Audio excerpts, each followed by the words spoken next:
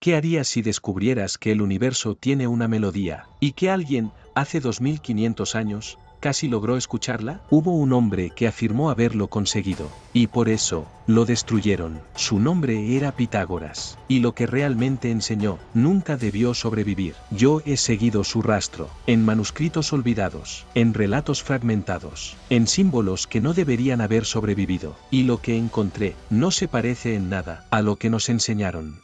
El niño que recordaba demasiado. Samos. Una isla aparentemente tranquila en el mar Egeo. Pero incluso los lugares más calmados, a veces esconden el origen de lo extraordinario. Pitágoras nació alrededor del 570 a.C. Pero desde el principio, algo no encajaba. Se decía que su madre había tenido un sueño antes de su nacimiento. Una voz que le anunciaba que su hijo sería diferente. No un gobernante. No un guerrero, sino un intérprete del universo. Desde niño, Pitágoras no reaccionaba como los demás. Observaba los patrones en las olas. Contaba los pasos entre columnas. Escuchaba el silencio. Sí, el silencio. Porque para él, incluso el silencio tenía estructura. Un día, al pasar frente a la herrería de su pueblo, escuchó a un herrero golpear el metal con distintos martillos. Un sonido que para cualquier otro niño era ruido. Para él, eran proporciones. Notó que los martillos más pesados producían tonos más graves, que ciertos pesos combinados creaban armonía, que otros, disonancia. Y en ese instante, algo despertó, la intuición de que detrás de cada sonido, había una ley. Y detrás de cada ley, un número, el viaje hacia lo prohibido. Pero el conocimiento verdadero, no se encuentra en la comodidad, se encuentra en el viaje. Pitágoras abandonó Samos siendo joven, y lo que comenzó como una búsqueda de aprendizaje, terminó convirtiéndose en una iniciación.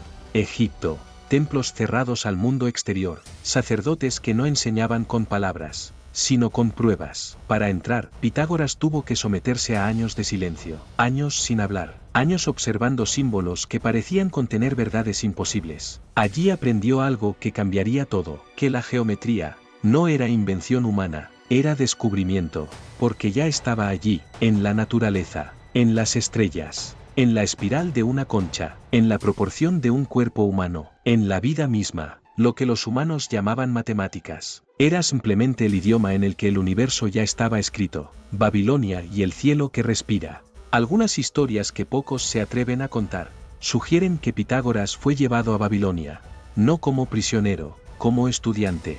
Un lugar donde el cielo no era solo observado, era interpretado. Los sacerdotes caldeos habían registrado movimientos planetarios. Durante cientos de años, conocían los ciclos de Venus con una precisión asombrosa, predecían eclipses con exactitud, y Pitágoras comenzó a notar algo inquietante. Los ciclos, las repeticiones, las proporciones invisibles. Era como si el universo respirara en números, como si cada planeta tuviera su propio pulso, y todos esos pulsos encajaran entre sí, como instrumentos en una orquesta que nadie había convocado. La revelación, todo es número. Fue entonces cuando llegó a su conclusión más radical, la idea que lo definiría para siempre.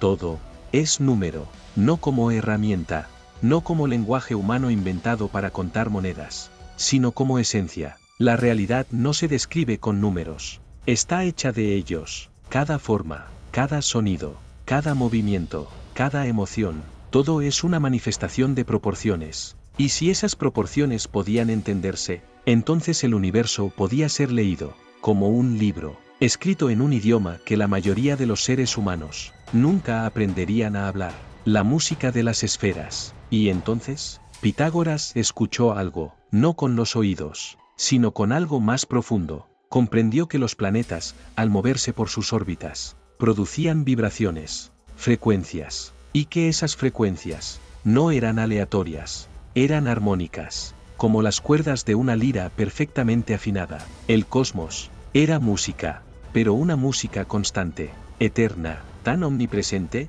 que el ser humano había dejado de percibirla, como quien deja de oír el ruido del tráfico. Después de vivir años junto a una autopista, la llamó la música de las esferas, y durante más de 2000 años, astrónomos, filósofos y músicos intentaron encontrarla. Kepler, en el siglo XVII, dedicó años de su vida a descubrir las proporciones matemáticas entre las órbitas planetarias. Y encontró algo que lo perturbó profundamente. ¿Pitágoras? No estaba tan equivocado. La hermandad, entre ciencia y ritual. Al regresar a Grecia, Pitágoras no creó una escuela, creó una orden, una comunidad donde el conocimiento era sagrado.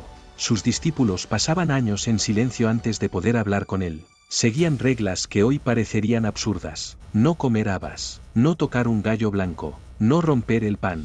Pero detrás de cada prohibición, había un símbolo, una lección sobre el orden, la pureza y la disciplina mental. Para ellos, el número 10 representaba la perfección del universo. Lo llamaban la tetractis, un triángulo formado por 10 puntos, uno en la cima, luego 2, luego 3, luego 4. En ese símbolo veían la estructura de todo lo existente. El punto, la línea, el plano, el sólido, era geometría, era filosofía, era religión. El descubrimiento que no debía existir. Pero incluso los sistemas más perfectos pueden fracturarse. Uno de sus discípulos, llamado Hipaso, según algunas fuentes, estaba trabajando con la diagonal de un cuadrado perfecto. Un cuadrado de lado 1, simple, perfecto, ordenado.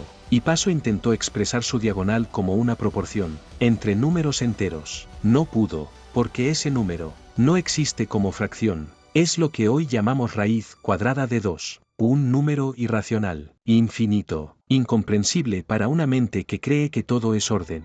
Para la hermandad, fue una herejía matemática. Si todo era número, si el universo estaba construido sobre proporciones perfectas, ¿qué era aquello? ¿Un error? ¿Una grieta en la perfección? ¿O una verdad más profunda que nadie estaba preparado para aceptar? Las versiones más oscuras de esta historia dicen que Hipaso fue arrojado al mar, que el conocimiento que no encaja, a veces tiene un precio, y que Pitágoras ordenó que el secreto fuera enterrado, porque hay verdades que pueden destruir sistemas enteros, y hay sistemas que no están listos para ciertas verdades. La caída. La hermandad creció, y con ella, la desconfianza. Sus enseñanzas eran demasiado extrañas, su influencia, demasiado grande, su poder sobre los discípulos, demasiado absoluto. En Crotona, sur de Italia, las tensiones políticas llegaron al límite. Un hombre llamado Cilón, rechazado por la hermandad años atrás, organizó lo que algunos historiadores describen como el primer ataque sistemático contra una comunidad filosófica. Fuego, destrucción. La comunidad fue dispersada, sus textos quemados, sus rituales prohibidos. ¿Y Pitágoras?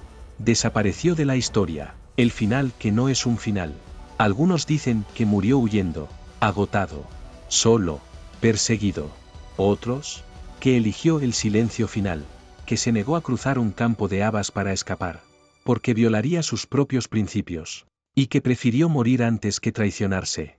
Pero hay quienes creen algo diferente, que simplemente se retiró, porque para alguien que entendía la reencarnación, que creía haber vivido vidas anteriores, que afirmaba recordar sus existencias pasadas, la muerte no era el final, era un cambio de forma, una nota que termina, para que otra pueda comenzar. El eco que permanece, hoy, su nombre vive en un teorema que aprenden los niños. Pero su legado real es mucho más profundo. Nos dejó una idea que, si la piensas de verdad, puede cambiar la forma en que ves el mundo, que el universo no es ruido, es armonía, que no somos observadores del caos, somos parte de una composición, que aún no hemos aprendido a escuchar, que detrás de cada patrón, detrás de cada coincidencia que parece demasiado perfecta, detrás de cada momento en que el mundo parece tener sentido, hay algo que Pitágoras ya sospechaba hace 2500 años. Así que la próxima vez que el mundo parezca caótico, recuerda esto. Puede que simplemente no estés escuchando con suficiente atención. Si sientes que hay patrones en el caos que nadie más ve, quizás estás escuchando lo mismo que Pitágoras escuchó. Si este vídeo te gustó, dale like y suscríbete, porque seguimos buscando las frecuencias que el mundo prefiere ignorar. Esto fue Enigmas de la Historia.